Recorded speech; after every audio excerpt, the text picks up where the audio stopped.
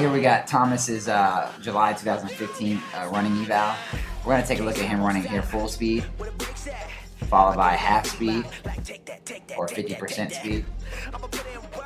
And then finally we'll look at his speed here, 10%. And we'll stop it after he steps out about 3 or 4 yards here, and then we'll kind of work from his head all the way down to his feet. So here takes a few strides, and we're going to stop it about right here. And you'll notice how, first of all, he's swaying side to side caused by his arm movement. You'll see how his arm gets disconnected from his body, extended from the body, and then the right arm will come across the front, and then of course when he goes through the forward stroke, it's the same way. So he'll go side to side. That's causing his body to get out of alignment. And you'll notice here the line that's going straight from his belly button all the way up should be splitting his eyes, and you can tell how his whole body is shifted on the other side of that line. So he's getting a lot of east-west movement, which is a lot of wasted movement, which slows him down, especially out of the gate. We're going to push him forward a little bit more, and we're going to take a look this time at his right arm, and you can see again that what we're talking about. Alright, notice here, well actually his left arm, you notice here how it's crossing over his chest, and again how he's leaning and dipping his shoulder in and down.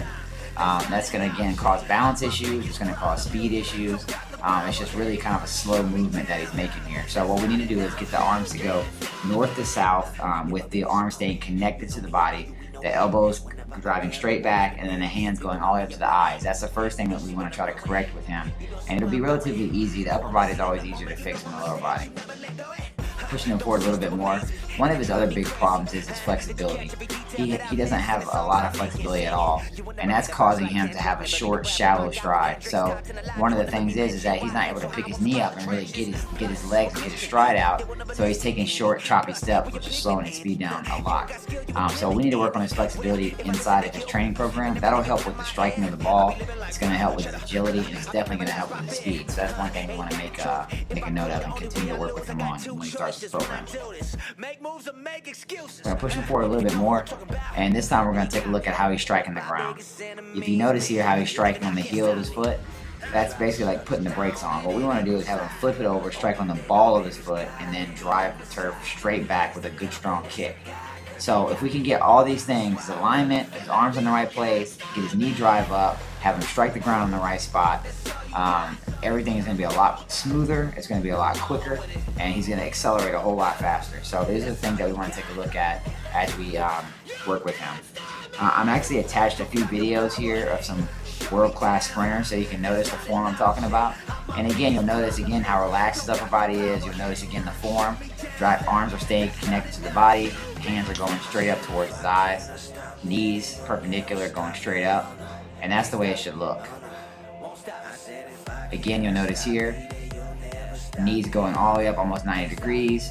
Full stride, strike on the ball of the foot. Great kick back. Hands and arms connected to the body, going straight up to the eye. And again from another view, you'll see here again, straight up, straight back, everything's going north to south, and that's the way that you create momentum and use your body to help you out with your speed. Alright, here we're going to take a look at his vertical leap. Thomas scored a 9-inch jump.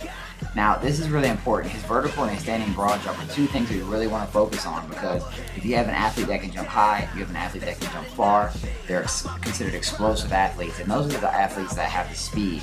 Because they're able to explode off that first or second step, and that's what really gets them going. So we're going to really try to increase his vertical and his standing broad jumps. These will be two things that we keep a close eye on and measure as we go forward to see kind of how much progress we're making.